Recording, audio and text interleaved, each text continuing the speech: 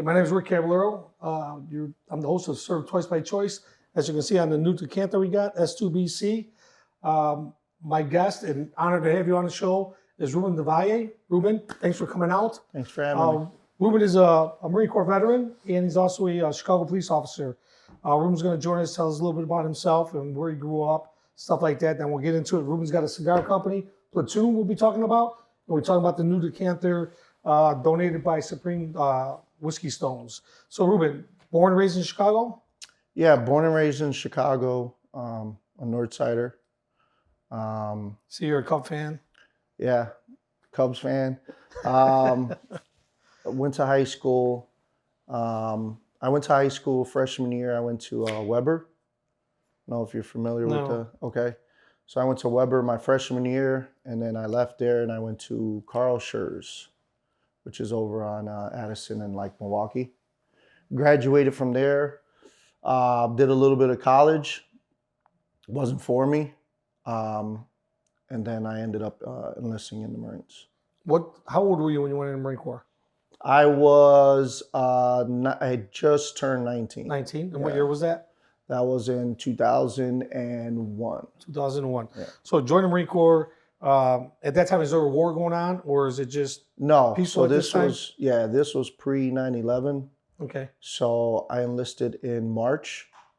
Can't remember the date, but it was middle of March. So that actual year is when we had 9/11. Yeah. In September, right? So which I'll let you toast out when we do a toast. There's actually a 9/11 glass. Brother for the Fallen did the 20-year anniversary. We have a national meeting in New York, and they designed these glasses. It's got the towers, the date, and then it's got the Brother logo on the bottom. So I'll let you use that glass in honor of 9/11 when we do have a toast. So you're in the Marine Corps, Hollywood Marine or Camp Lejeune? Hollywood Marine. Hollywood Marine? Yeah, West Coast. Same here, Yeah. same here. Now I ask all our guests, what was it like for you? Did you play sports or anything in high school? Yeah, so I played a little bit of basketball. I played basketball in grade school a little bit. Okay. When I got to high school, I played a little bit in high school. Pretty athletic kid. Didn't have any, struggles with, Right. anything like that. So that's the question. How was your boot camp? I ask all the guests the same thing, especially if they're police. I want to know how your boot camp was and how your academy was. But let's go with boot camp. So boot camp was interesting. I had a lot of people that I went to boot camp with that were from Chicago, or not from Chicago, but we all left out of MEPS, and we were all in boot camp, like doing the same thing and in the same like platoon.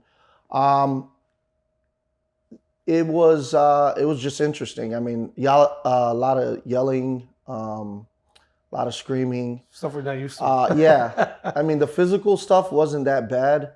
I'm not a morning person, so waking up early and stuff like that, it was probably the toughest part. And but the yelling and stuff like that, it wasn't too bad. What kind of hair did you have?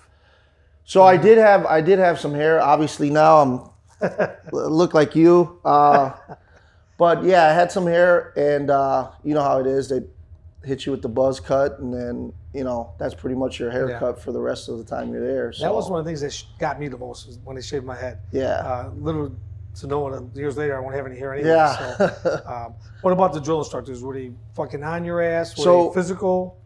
Yeah. So we had so in boot camp we had a drill instructor that was we had 4 drill instructors. So we had one that was the senior drill instructor, and he was kind of like the mom and pop of everybody. He was still, you didn't want to mess with him or piss him off. Right. Then we had the heavy hat, which was like second in charge, and he was pretty much like Satan with the. And why did you call him the heavy hat? That's what they were known as. Really? Because I never heard that when I was in there. Yeah. And he was also the one that if he needed to put hands on you, he was going to put hands on you. Really? And what I mean by that is they weren't like teeing off on us. Right, but you need but they'd grab you and they'd, give you a little pump in the chest and, you know, stuff like that. They come around and knee you or something like that. But it was shocking to me because I was like, you know, what's going on here? Well, I think it's shocking to everybody. And going back to what you were talking about, you were in MEPS with a lot of people from Illinois, right, not Chicago.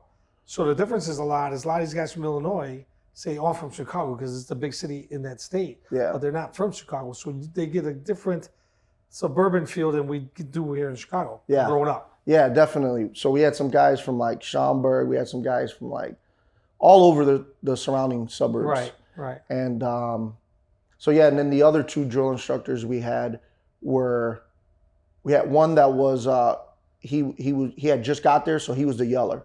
So all he wanted to do was just run around, yell, throw garbage cans, wake you up in the middle of the night. And then we had one guy that was kind of like the calm one. He still didn't want to piss any of these guys off, but he was more there. Like if you legit had a question, he would try to help you out with it. So now, did they pick on you because you were from Chicago? Because I got picked on. No. Oh, you think you're tough? You're from Chicago. No. I'm like, I never said that. No. You know what? They didn't pick on me. There was a kid that we had. I don't know. I've heard stories too. There was a kid we had that had a Marine Corps tattoo already. Right. They didn't like that. So you already know what happened to him. Yeah. He was every time, you know, something happened, like they called him out. Like even if he was doing the right thing, they still. I don't remember what movie it was, but they talked about that, and then you see everyone trying to hide their tattoos. Yeah, and shit. yeah. We had one of those guys. We had a guy that had the USMC, and did he make it through? Yeah, he made it through. Okay. Yeah, he just still talk to him. He just retired. Okay. Yeah. Really? Yeah. As a Marine? He did. Yep. Oh, did 20 years. You know what he was getting into then, huh? Yeah, he was a lifer for sure. So let's talk about you're in boot camp, March of 2001. What's your MOS? Okay. After you get a boot camp. So when I got in, don't be ashamed to say you're 11 because I was 11. But if you weren't, that's fine too. Well, we're gonna get there. So when I joined, I had a pretty decent score, and on my ASVAB, and my drill instructor was like, "Hey, you know, what do you want to do?" And I was like, "Hey, I want to be in the infantry." And he was like, "Are you sure?" He's like, "You got pretty good scores. You could get into this, that." And I was like, and at the time, I come from a military family, so my dad was in the Marines. Oh, was he? Yeah, and he was in the infantry as well. And I was kind of like naive to what I thought Marines just had combat MOSs and that's it. Yeah. So I was kind of like most of us do. Yeah, I didn't know there was any other job yeah. other than combat related jobs. So I was like, yeah, I want to join the infantry. And my recruiter, I remember he told me, he's like, don't come back and chew my ass when you hate it. And I was like, yeah, it's not gonna be that bad. So I remember I told my dad, and my dad was like, absolutely not. Yeah. He's like, let me call your recruiter. Let me talk to your recruiter. And the recruiter told my dad, he's like, hey, listen, this is what he wants. You could see his ASVAB score. He could pick some other MOSs. So I got out 0311, went to 29 Palms, to 2nd Battalion, 7th Marines. Pretty much a ground pounder from my whole time. And that's strange because most people that come out of Chicago usually go to Camp Pendleton, but you went to 29 Pounds. No. When I went to so when I got to my SOI school, there was maybe a handful of us that went to 29 Palms. Okay. So the rest of them went to Lejeune. It's just the manpower as it's coming in. Yeah, and we thought, we didn't know anything about 29 Palms. We had no clue where it was at least I didn't. Right. And I was kind of like, all right, 29 Palms. It's not, it's not Pendleton, 29 Palms. So when we got that, the drill instructor gave us that notification, like, hey, the rest of you guys are going to 29 Palms. I think there was like maybe 16 of us. And we had probably like 60 people. Okay. So 16 of us out of that.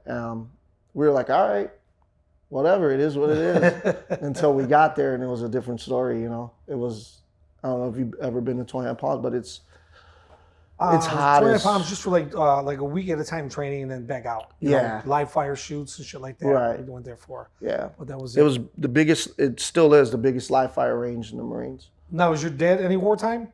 Yeah, yeah. So What my dad actually, my first. We'll probably get into it, but I did end up deploying to Iraq, and I actually saw my dad in Iraq. Really? In Kuwait right before we crossed the border. So was he a lifer then? Yeah, so my dad's retired now, but he did, probably messed this up, I think he did 14 years in the Marines, and he got out and he went to the Army, and he finished off there. No kidding. That's cool.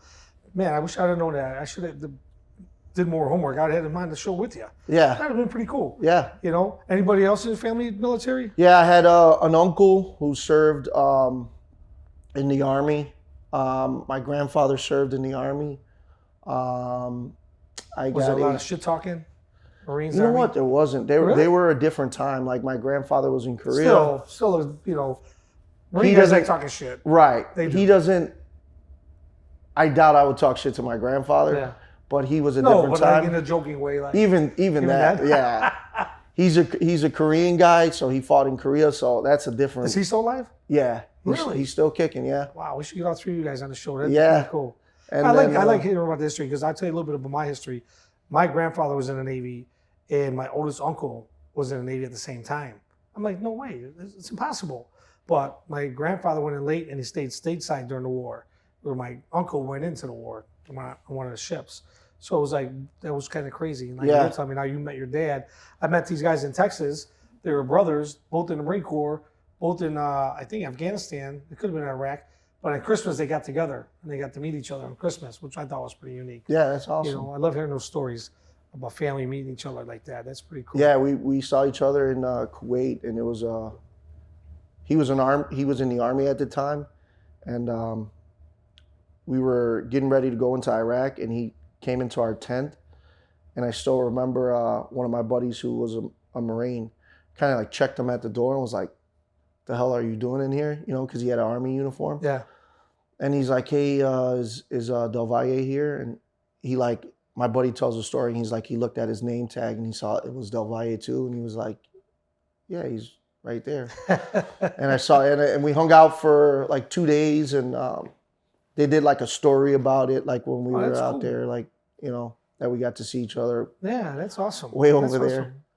That's like pride shit, you know? Like, fuck, I was in the service and I was in the war the same time my dad was in the war. That's pretty I cool. mean, for me, it was pretty cool. I'm sure for him, it was stressful. You know, his son's, you know, getting ready in the war. Yeah, I get it. But he's got to be proud of you, you know? I think he's proud of me. You know? No, 100%. Yeah. 100%. Sure. That's pretty cool. Okay, so now we got a little bit past that, but you're in infantry. 9/11 happens. Where you at? 9/11 happened. I was still in 29 Palms. We were training actually out in the range 400, which is like a live fire range. And we all got, it got passed down, you know, down the chain. We were in a school circle, and then they basically told us, you know, what had happened. And there was a couple guys at the time that had cell phones, and I'm talking about like lieutenants and stuff like that. And they let some guys that had family out there call because we were still out in the field. Yeah. So it kind of like changed. Being stationed in 29 Palms, you do so much live fire that you kind of like, all right, here goes another day.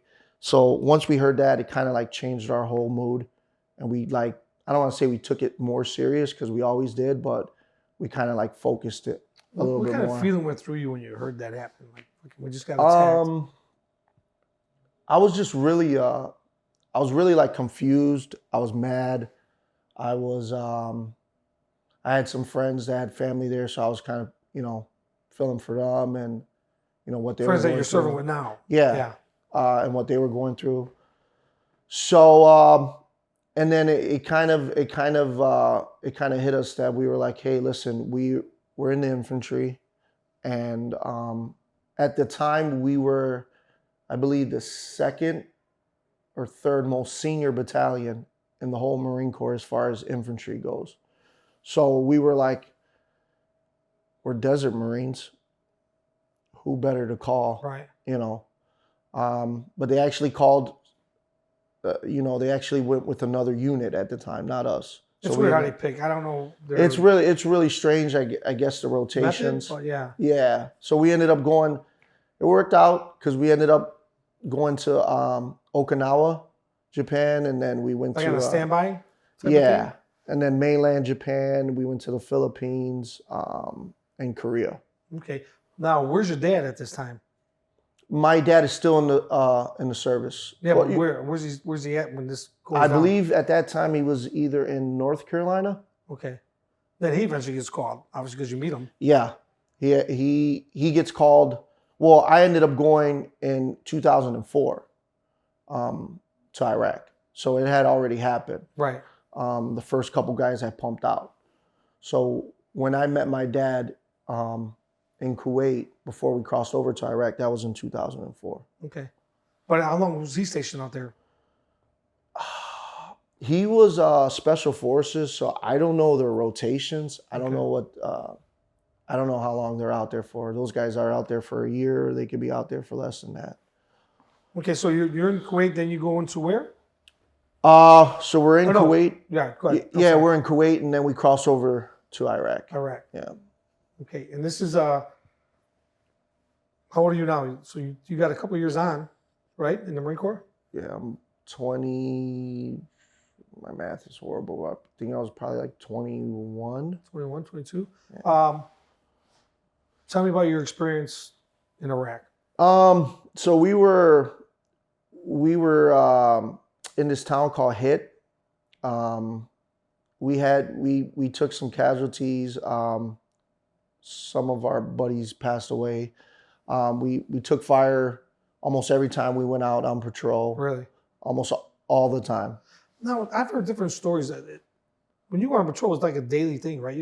These guys are going out daily. Yeah. Well, we had different shifts, so we would have a shift where we were like QRF, which were like whatever happens to the guys that are out there on patrol, we would go out there to back them up. Okay. Then we would do base security.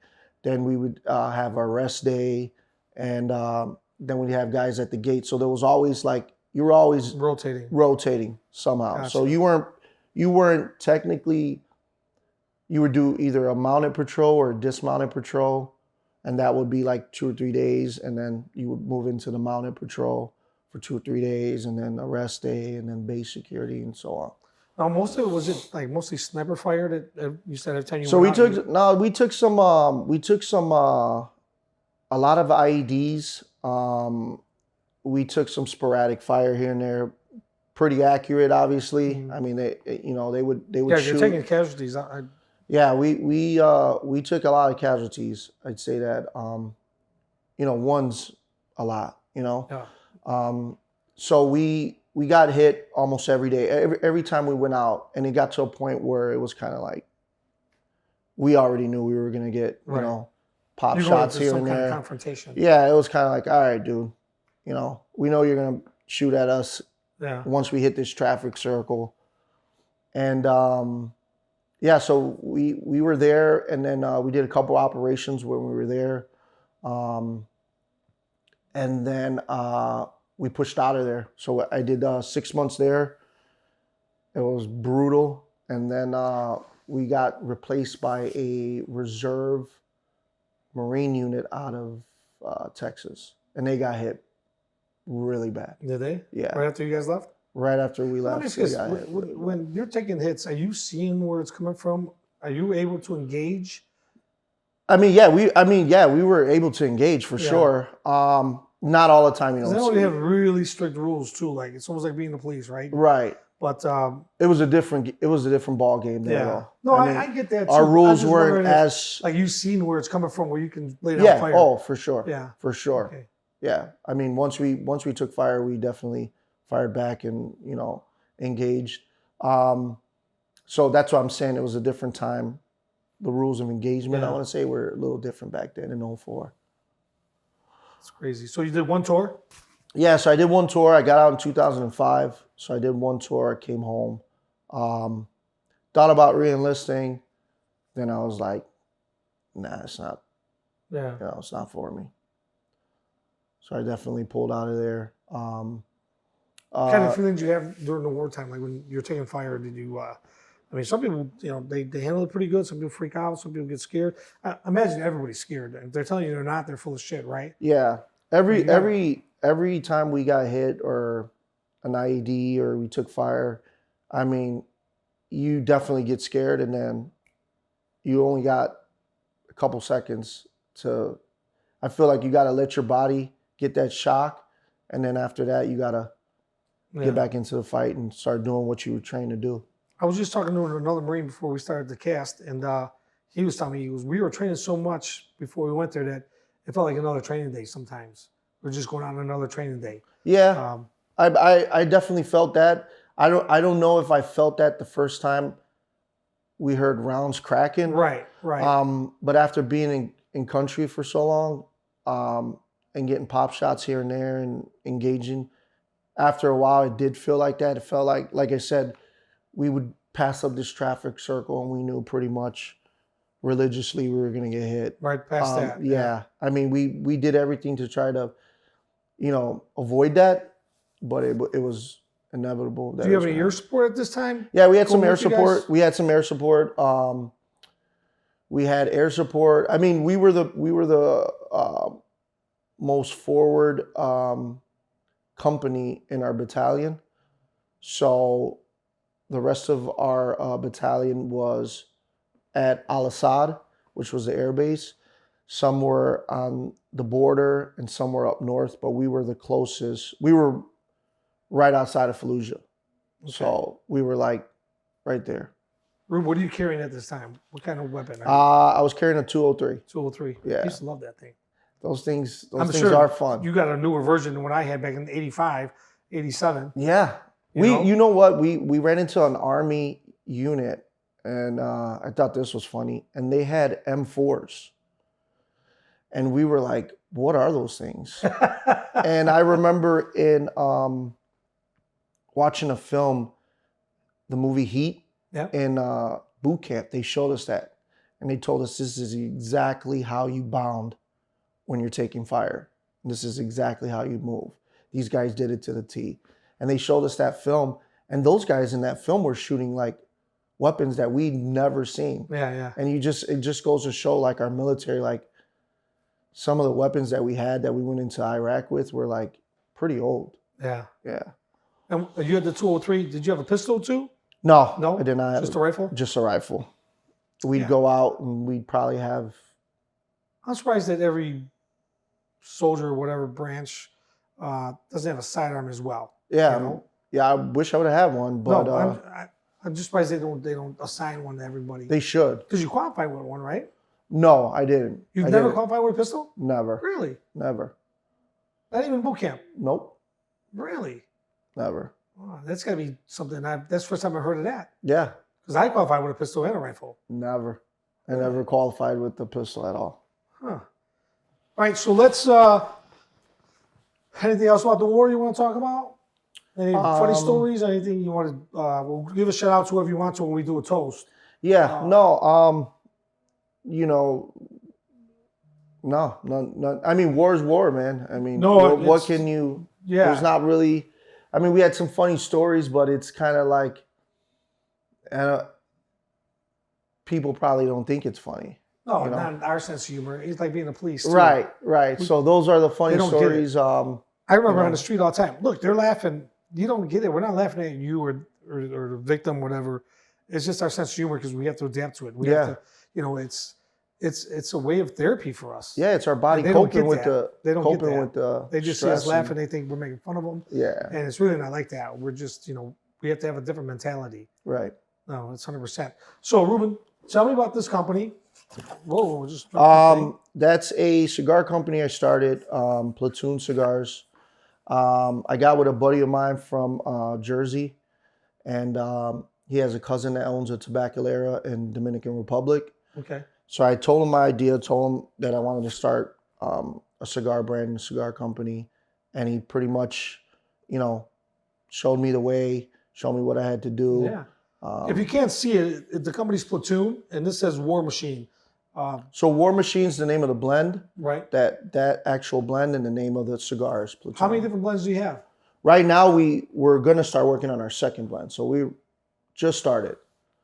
So how many blends do we have Right. that So we have lined up? We have a few. You're working on a second blend. Yeah. So we're going to smoke one of these cigars, guys.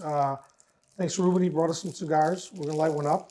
And then what we're going to do is Ruben's going to tell us what he does with some of the proceeds.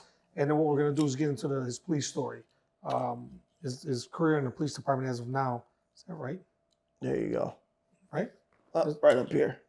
Here? Right up here. Oh, no, that's the big cut, though. I was doing for the... V cut? Yeah, I think there's another cut. I just got to make sure on this one. It's tricky because I don't want to get my finger in that motherfucker.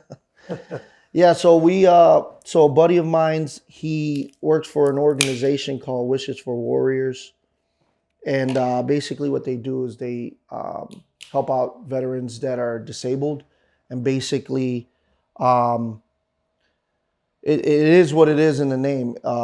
Whatever their wishes are, like if they ever wanted to do hunting, if they ever wanted to do whitewater rafting, if they ever wanted to do snowboarding, whatever it is that they wanted to do, they basically take these vets. It's non-for-profit. They take these vets and they basically help them out. And Now, do they cover the cost for the vets too? Everything. Everything? Everything. So I'm wearing a shirt, guys. I don't know if you can see it, OPIF. Very similar to the organization he's talking about.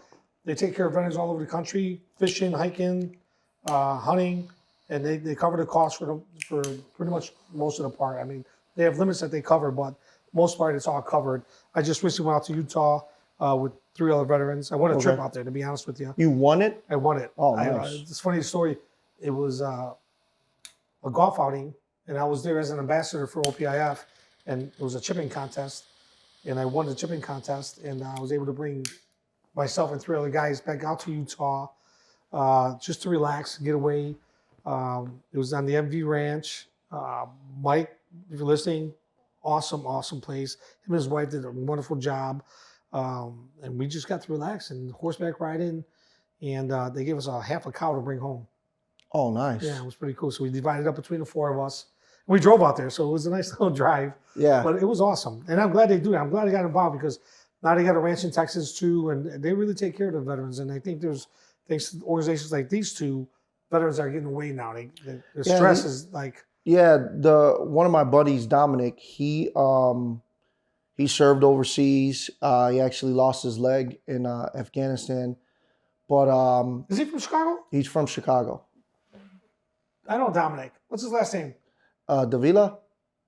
He's related to Tony Torres. Yeah. Yeah, I know Dominic. I've met him a couple times. He moved out of state though now, right? Yeah, he's in Utah. Utah, okay. Yeah. Yes. Tony told me that. Yeah. I met him a couple times. He's a nut. He's a nut. Yeah. He usually makes you drink out of his boot. And, when he starts getting drunk, he makes you drink out of his boot, out of his fake leg. I went out to Texas and did a podcast, and he was a Marine, lost his leg, and he opens beers with his boot, he just pops it off like that. Yeah. So Dom is... but that's a great sense of humor, though. I mean, for what he went through and stuff, I mean, those guys are tough guys. Those guys are really tough guys. Dom's a tough guy. I mean, he's in shape. He used to train he used to go, when he would come into town, he would go and hang out with Torres in the academy. Yeah. Well, Tony's now with the fire department. Yes. And Tony also lost a brother-in-law in the war. Yeah. Yeah. Yeah. So it was kind of crazy. Yeah. He told me that story when I first got to 11. So was Tony in 11 or was he in the academy did you meet him in 11? I met him in 11. Yep. I think Tony's you guys were, yeah, he is.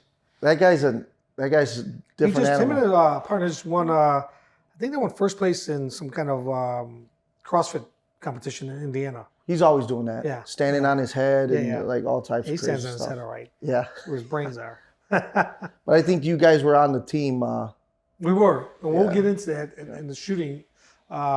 So now you got the company going. It's going pretty good. You're giving the charity, which is awesome.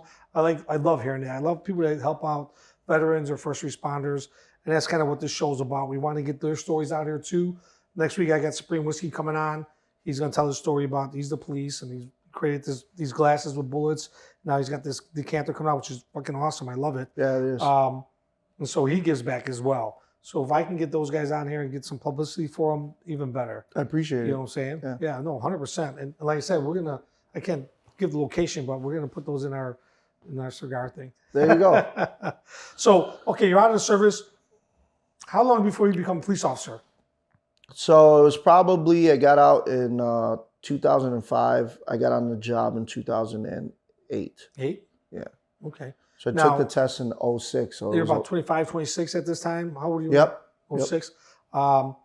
You married? Kids? No. During this time? I do have. When I went into the academy, I had my daughter. Okay. Yep. Just one child? Yep. Okay. So you go through the academy. Let's talk about that. Now, everyone's got different views on the academy. Right. Like when I went through, you got sprayed, you got beat up in the red man gear, you know, all this shit. Now I'm here, like now today, no spray, no red man gear, FOSS. I didn't know there handcuffing. was no spray. Yeah, I heard there's no spray now. Yeah. Yeah. So how was it So for you? Now coming out of the Marine Corps, you got a 3-year delay. right. So when I got in, I had already heard some stories prior to that. So I was kind of like, all right, whatever, it is what it is. And it wasn't really hard for me. I'm not a good test taker. So for me, just trying to get into that school mode again, because not only were you training on, pistol qualification and, doing a little bit of PT and cuffing techniques, like you said, but you had to learn the laws. And that's the biggest part of the job. If you don't know why you're arresting someone, then you're in deep shit. Yeah.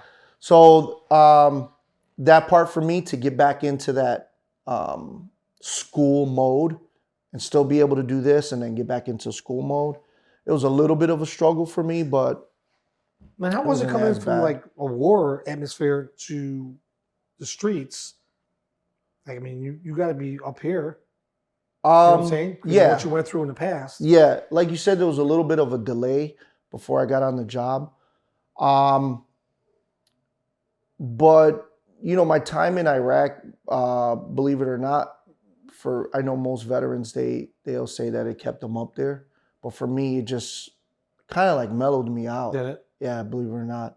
It kind of made me see things and just be a little bit more calm with things. So for me, getting into that and having to deal with the scenarios they put you through, it wasn't really tough for me. Yeah. Yeah, it wasn't really tough at all. So, but you got sprayed in the academy, right? Back then? Yeah, we got You sprayed. We did the Red Man. We Red got Man. sprayed. We had Snelly. How did So- yeah. Yeah. Did you, He's are an you hearing animal the same too. thing I am? What do you mean? That it's no more red man gear, no more, it's not physical like it used to be. You know what? I heard it's not as physical as it used to be, but no, I haven't heard that they stopped the spray. I didn't hear that. Yeah, I heard they So, stopped the spray. They don't spray you anymore, and they don't. The spraying for me was horrible. It's like and fake handcuffing. You're not actually putting cuffs on anybody anymore. Oh no, we had to cuff. No, us too. But I'm Yeah. just saying now. I'm here. You don't have to. Yeah, I didn't. It's hear that. ridiculous.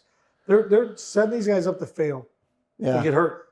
to get hurt for Yeah, sure. Yeah. How long are you on a job? Well, let me put it this way. Where do you go when you come out of the police after the academy? So you had no real hard time in the academy. Right. Being a jarhead, I'm sure you, maybe to run after not running so much for 3 years, but I'm sure you worked up to it for a while. Yeah. Before you went back in. The hardest part in the academy, to me, the part that sucked the most was the pepper spray. Yeah. And I did the gas chamber. But once you mentally put it in your head, and I've been sprayed a couple times. I know what you're gonna say, but I can't. You can't do it? can't do it, man. See, pepper spray is brutal for me. I've been sprayed, I'm telling you, probably about, not counting the academy, Yeah. probably about 3 or 4 times by my own people. Because they're trying to spray somebody else when you're on top of Yeah. them or whatever, and it's just the wrong time to do it. Right. There's controlled spray, and there's spray when you need to spray a lot. And these guys were spraying a lot, and they didn't have to. I got hit a few times, and trust me when I tell you this, I've used spray a few times, but nothing like mostly big crowds. One time I used it, a dude, I was on his back, and he was pushing me up like a push-up, and I was fucking like, dude, I was on the second floor balcony, and I thought this motherfucker's gonna throw me over the balcony. So I fucking reached in, I got my spray, and I gave him a little shot to the face without like. Yeah. And then he said, all right, I'll quit. And I'm like, all right, motherfucker. stay down. And he started pushing up again. I'm like, motherfucker's not gonna quit. So I hit him again, and that time he quit though. I was able to cuff him, but he literally he was pushing me up. Now, I'm not a big dude, but now I got my vest on, all my gear. And I'm a 200-pound guy. People don't believe it, but I weigh 200 pounds. Maybe back then I was 185, 190, but I'm still pushing 200 pounds with all my gear on, and this guy was just fucking pushing me up. I've seen some things working where when someone does not want to be placed in custody, they just build this strength that you've never seen. It's the hardest motherfucker to arrest. Yeah, it's the hardest person to try to put in cuffs. But you know what I was always told? Take him to the ground, because now you're the same size. Yeah, everyone's the same size. Everyone tries to wrestle this big dude up big, and he's like, but some of these guys now, wrestling is a thing. Like the ground fight. I mean, if you don't know what you're doing on the ground, you're in trouble. You might want to stay on your feet. Yeah. But I'm talking about like there's 3 guys on him, and they're all trying to fucking manhandle him. Yeah, you got to bring him down. I'm like, take him down, sweep his feet out, and get him on the ground. And now there's 3 of us on top of him. Now he's gonna have a harder time resisting and doing what he wants to do. Yeah, it's fucking crazy. So you get out of the academy. So I get out of the academy. I go to 15, and I train in 15, and I do my whole probation in 15, and then right before my probation's over, I go to 16. So that's like a night and day shift. Sure. 16 does have some work to do. They got some areas, where it's whatever. But it was a culture shock coming from 15th district, the west side, coming up north. Sure. Now you're dealing with like coppers' kids, firefighters' kids and stuff. So I was there for a while, and then I bid to 11. So there was openings in 11, or there was openings in 25, and I tried to bid, and I didn't have the time. And then I was like, I didn't want to stay in 16 no more. Right. And I didn't want to rattle no cages over there. So I was like, you know what? I got to get back to the west side. So I bid to 11, and I made it. Okay. And I was in 11 most of the time. And what shift were you working 11? So when I got to 11, I was right away. I went to midnights. Midnights? I'm a huge midnight guy. Spent most of my career on midnights. I'm on midnights now. Are you? Yeah. So for those of you that don't know, at one time we had 25 districts. We're down to 23 now. But in my opinion only, I could be wrong, 7, 10, 11, 15 were the busiest districts going on in the city. So you talk about high crime areas, those were the 4 districts. Has it changed? I'm in a different unit now, but I don't think it's changed. No, there's still. If it has, it hasn't changed much. Those are the. I'm sure there's some other districts you could throw in there now. Yeah. But those are definitely, top 5, top 10 districts. And what some people don't realize, we used to have 2 districts on one zone. So if he was in the 11th district, I was in the 10th district, we're hearing the same calls. So, and I was always surprised the whole time I worked in 10 that they both didn't go up at the same time, because it would have been fucking chaotic. Right. Think about it. Both districts going up, one dispatcher trying to control both things, or even if he gets a second dispatcher to help him out, you're going crazy. Like it went up a couple times, like in 15, because they would share the zone with 25. Oh, would 25 go up at the same time? Sometimes, yeah. Sometimes you'd get, because sometimes you would get the Puerto Rican parade and then the west side going, and it was. See, every time we had that, I don't think we ever had it where it was both chaotic. I mean, I'm talking busy. Like usually one day, maybe Friday night, would go up in 10, and then for some reason 11 would go up the next day on Saturday. But it never went up at the same time where I could remember we're like, fuck, we don't know where to go. Right. Because in 10, 11, you kind of help each other out if you're near the border. And say I'm on the 1200 block of Avers and I need help. The closest car might be 11th district car. 11th district, yeah. Which has happened before, which he's retired now, John Chibi. We didn't know our exact location. We were calling for a car, and he showed up first. And we were a little deeper in 10, not far, but we were in like 1400 block, and he came in and fucking was the first guy on the scene. It's the worst if you don't know where you're at. And I was not famous for it, but there was a couple times I didn't know where the fuck I was at. Yeah. And we had a great dispatcher, Lupe, God bless him. He would say, Rick, give me a landmark. Tell me where you're at. Describe a building. Yeah. And believe it or not, it fucking worked. Yeah, Lupe was awesome. He was on my incident, so. Was he? Yeah. Yeah, Lupe was good. He was good. So you're in 11. How many years are you in 11 now? So I'm in 11. I'm there for I'm honestly, I'm there for a couple months only. I'm not even there, maybe 7 months, 8 months, probably working there, midnights. Working midnights. And are you on? So I know, Ruben, you get into a shooting during this time. When you're on midnights at this time, Yeah. are you a patrolman or? Yeah, we were on patrol. You're on patrol. Yep. So you're with a partner. You can disclose his name if you want. Yeah, my partner Jeff Freelib. Okay, so this happens. I got my little cheat card here. July 18th, 2011. Yep. Right. Yeah. You're on midnights, routine patrol night, I imagine. Yeah. And then, guys, I don't like using the word routine. Nothing's routine. Every day is a different day in the police department, especially on midnights, where usually when after a certain time, everybody else pretty much doing something they're not supposed to be doing, selling drugs, robbing people. It's one thing I like about midnights. It was easier to find a bad guy. Not that in busy districts you can't find a bad guy, but less traffic out, all that good stuff with midnights. But so it's an early car, late car. Oh, I don't remember. I think I was probably in an early car. I'm not quite sure. Okay. So let's go to July 18th. You wake up in the morning. It's a regular day. Do you remember that day at all? No. Because a lot of people get tunnel vision. They forget shit. I forgot everything I did that day. I forgot. All I remember is we were driving back to 11, and we were actually going to get some Parkers. And we were just going to write some Parkers, get some activity. I don't know if I should ask you this, but when you say you're driving back to 11, where are you coming from? Where were we? I think we had grabbed something to eat or something. And we were like, yeah, let's go to the station and grab some Parkers or something like that. Okay. That's all I remember from that whole day. You don't remember to stop anything? I remember that, but I'm saying you said prior to that, that's all from that point on. Just a regular day then. Right. Whatever you did during the day, probably took a nap before to work, like most midnight guys do, or try to anyway. Yeah. I always try to get at least an hour nap before I went into work. Yeah. Always work out that way, but so yeah, you're on routine patrol then. Yeah, so we're heading back to 11, and we are on Pulaski, and we're on Pulaski driving towards Madison, and as we pass the alley on Wilcox, we see two guys in the alley, and one guy serving the other guy, and I told my partner Jeff, I'm like, hey, I think these guys are serving, So we hit a U-turn, and when we go through the alley, once we come up the alley, there's only one guy. So we're like, the guy that got to work, he's out of here. He's gone. Right. Or, yeah. That's what we're thinking. So we drive through the alley, and I'm driving, my partner's sitting shotgun, and I actually see the guy as I pass him up.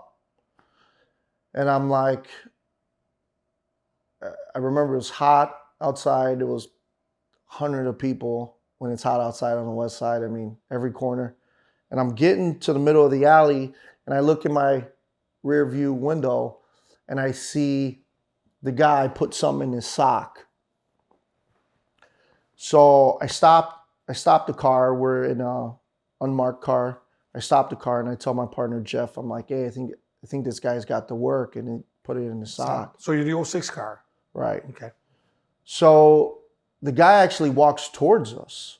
He actually walks towards where we're at, and we're stopped in the alley. So as he's walking towards us, he comes on Jeff's side, and I'm like, hey, let's talk to him. So Jeff talks to him, and we're literally sitting in the car. I mean, when we talk about like cops just getting lackadaisical and stuff like that, that's exactly where we were at this point. Yeah. And it probably would have went a lot worse. So we're talking to the guy from the car, and we're not thinking anything, but I told him, my partner, hey, he's got some in his sock. So we asked the guy, what's he doing? He's like, hey, I was going to take a piss, and I saw you guys. So I decided not to. So we're like, all right. So we asked him, where does he live? And he started fumbling with his address. So at that point, I nudged my partner. I said, hey, this guy's BSing. How does he not know where he lives? Right. So at that point, we exit the vehicle. He actually allows my partner to get out of the vehicle, gives him time to get out of the vehicle. And as soon as my partner grabs him to try to put his hands on the hood to pat him down, that's when he starts wrestling with my partner. Is he a big dude, little dude? He's not a big dude at all. Average? He's probably your height, maybe.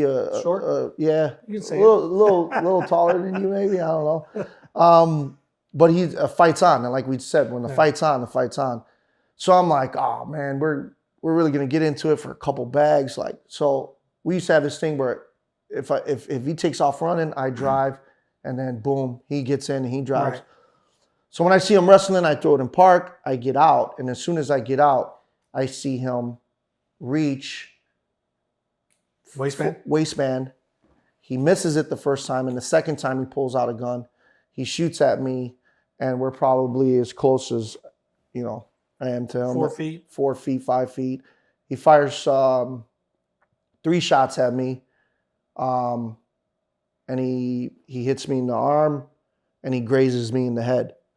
And the whole time as he's firing off these shots, my partner actually has him, one of his arms, and he's basically like this. So at that point, once he fires, my partner tries to push away, and he turns around and just lets one go, and it hits Jeff in the back of the ear. So once that happens, Jeff falls to the ground.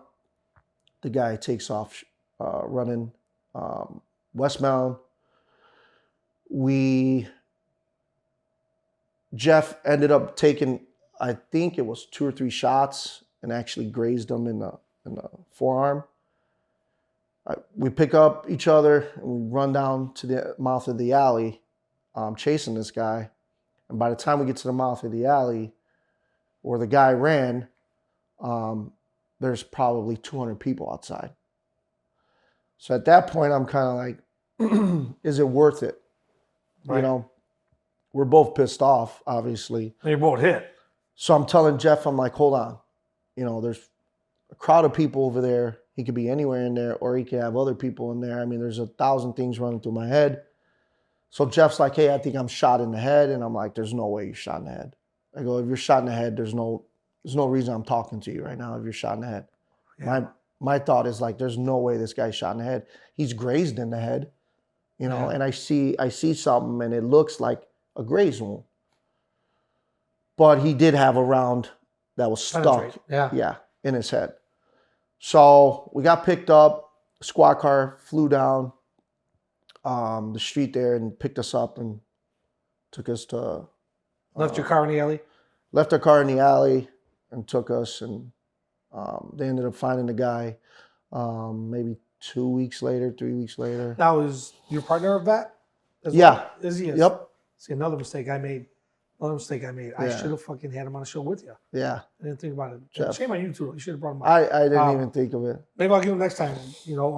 So going to the hospital, I'm sure fucking the whole fucking department's coming. 10, 11. Yeah. We were on. At that time, I was on a midnight team. I remember looking through the yards and shit, looking for somebody that said they was hiding up in one of the yards. Man, the response from everyone, I remember, man, I was super grateful. Like, we had county guys out there. I mean, we had every district you could think of. They were going door to door. Oh, yeah, it was. And I remember one time they thought that he was in the basement somewhere. Yeah, they were going door to door, all right. That whole Wilcox block was shut down for a while. Right. And we had Cicero police. We had everybody. I mean, state police, detectives from area 1 and 2. And I mean, so the brotherhood, that when that happened and when we got to the hospital and saw those blue lights, it was good to know that those guys were, It's a scary feeling when you hear 2 officers shot, or we're like, what the fuck? How bad is it? Hope they're okay. Yeah. It's going through everybody's mind at that time, Yeah, they called my mom, and he told my mom, I don't know who it was, the officer. I'm sure she was scared. But she called my mom and she said, your son's been shot in the head. We're coming to pick you up. So my mom doesn't know if I'm alive. My mom. That's a wrong thing to do, though. To her defense, she probably didn't get a lot of information. Right. But still, I mean. My opinion, they should have been a little more professional to that part. They said, your son's been shot in the head. We're going to pick you up. So she has no idea if I'm dead, you know, what's going on. So I agree with you on that. Yeah. But Or at least say he's okay for now, but we want to get you to see him. Or Right. whatever. Right. But yeah, that was kind of weird. Just show up at the house and then say, listen, you know, Yeah. can you take a ride with us? We don't know all the details, Right. but we know he was injured, Yes. not shot in the head. She's probably freaking out, saying, "Oh my Oh God!" yeah, she's you know. her. Now, is your dad home at this time? No, so my dad's in North Carolina at this time, so he finds out from my mom. Yeah. And at the time, my daughter's mom, she came to the hospital, and I'm telling you, man, the support from all the coppers that were there meant a lot to not just me, but my family as well. They helped my mom. They weren't letting a lot of people in, and then you know, they were obviously close family. They were letting in and stuff like that. And what year was this? 2011. 11. Yeah, big. Still, the department was good at that time. You know what I'm saying? Little Yeah, definitely. I mean, it was a different time. Group. Yeah. Yeah. Yeah. 100%. Well, I'm glad you survived that. That's for sure. You and your partner. You know, have to talk about getting them on. So, with that being said, this decanter is donated by Supreme Whiskey Stones. Okay. We're going to do a little shot. We're going to honor our fallen, both veteran and first responders. And like I said, Ruben's got the glass with. This is Blanton's, by the way. So this is the good stuff. This is the good stuff. Yeah, I love it. I got an OPIF glass here, guys. I'm toast out of, and we're gonna. Is that straight? There we go. The cap back on so we don't spill it. I'll let you make the toast, Rube. You toast if you got anyone particular you want to call out there. Jesus Christ, Let me help you out there. You got it? Yeah, there it goes. All right.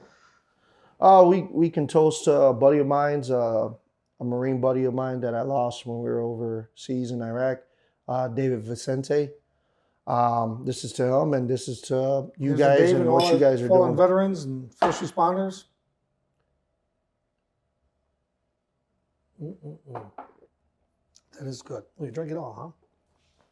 Whoa. So what are you doing now currently with the police department? Now I'm on major accidents. So I left. Once the incident happened. I was off for a while, and then I went to fugitive apprehension, and I was on fugitive apprehension for How's maybe. That? I've never. Fugitive apprehension. It's awesome. I worked with those guys for a while, for about 7 years, the U.S. Marshals, and it was different time when I started. But yeah, you're looking for. You're doing police work. You're looking for bad guys.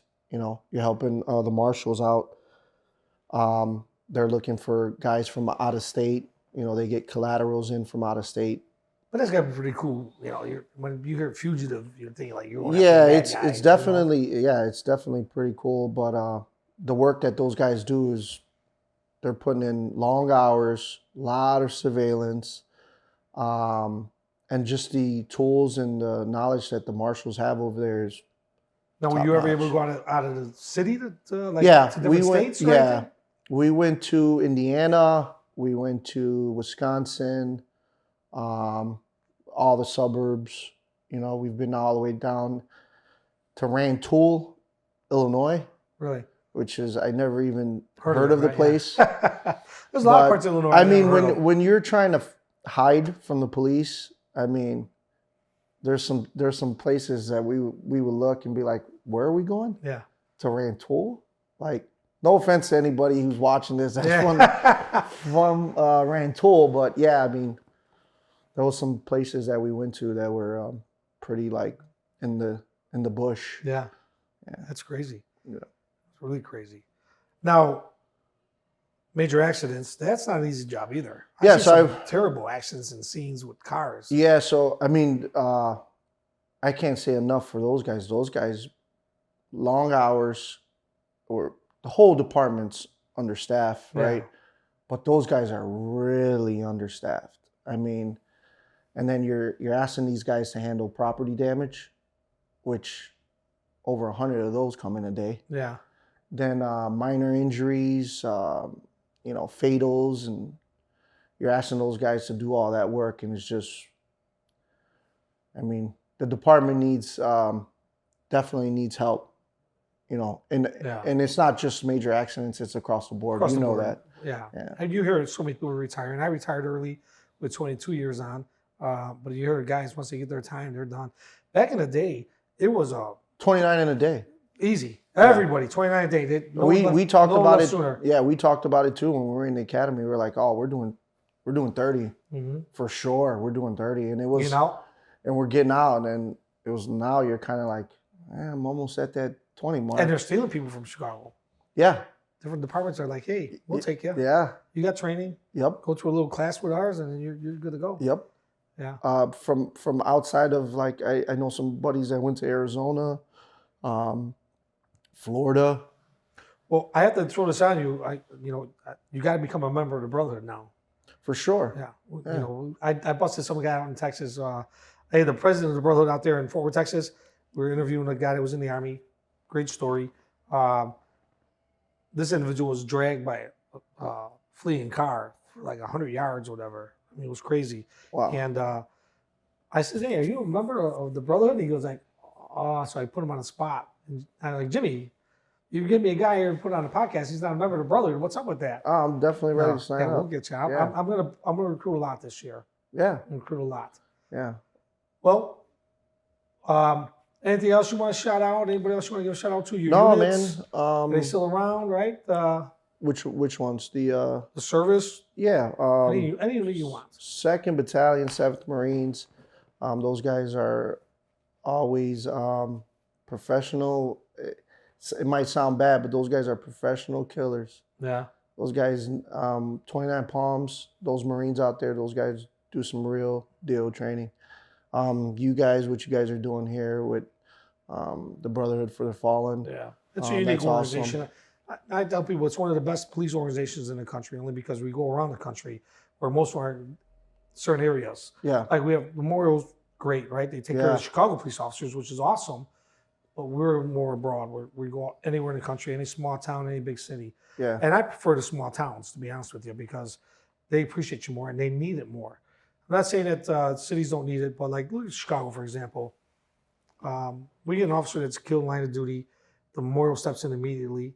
And then when you look at that, and then there's somebody going to throw that family a fundraiser. Well, it'd be the Brotherhood or somebody else that throws a fundraiser for the family. So they're getting financial support right away. You go to a small town like Minnesota's got a 10-man department who's never lost anybody in their time as a department, and they get an officer that's murdered. Who's throwing a fundraiser for them? Who's coming in with immediate support? They don't have a big Chicago Police Memorial to help them out. They don't have a Brotherhood, but we do. I mean, we go out there. You guys are doing a really good thing for. Actually, this coming weekend we have our national meeting in Boston. We have 9 chapters now. We got other chapters coming on board. So I want to get through this meeting. I know you had the Marine Corps birthday too. Yeah, we just had that. You didn't show up. Man, dude, I was busy. I was slammed busy. No one's busy fucking for the Marine Corps birthday, bro. You're right. You got time for that. Next year, I'll make sure I'm here. All right. I'll make sure I bring a couple guys with me too. Yeah, do it. We had a great time. We had like 50 or 60 people. Yeah. It was $50 to get in. It was not too bad. 4 hours open bar. We had food. And I gave everybody a Marine Corps tumbler. I'll give you one when we're done. Okay. It came out nice. It came out real nice. A red one with the EGA on it with the Semper Fi in the back. Yeah. Everyone loved it. It was a good time. That's time. awesome. Our first one. It's the first one we threw. I thought it went really well. Success. We had a good time. What we didn't have, I couldn't believe this, all the Marines that we had here, nobody knew the cadence that they can call. They knew ones that you had to join in, but if you didn't know it, it would have looked bad. But no one knew a straight one that everyone could have just followed on. And was that after the drinking? It was during the drinking too. But I was surprised too because, drivers are drivers. They sing it in the shower. They sing it when they run or hike and shit. Yeah. And everyone got stage fright. They didn't want to do it. It's probably what it is. So stage fright for sure. We got to plan for next year though. Yeah, for sure. I will definitely not miss it. Yeah, for sure. All right, Rube. Well, thank you so much for being on the show. Appreciate it. We appreciate you being on here, coming on and sharing your story with everybody. Served twice by choice. Rube was a Marine Corps veteran and a Chicago police officer, still active Chicago police officer. Thank you. Thank you.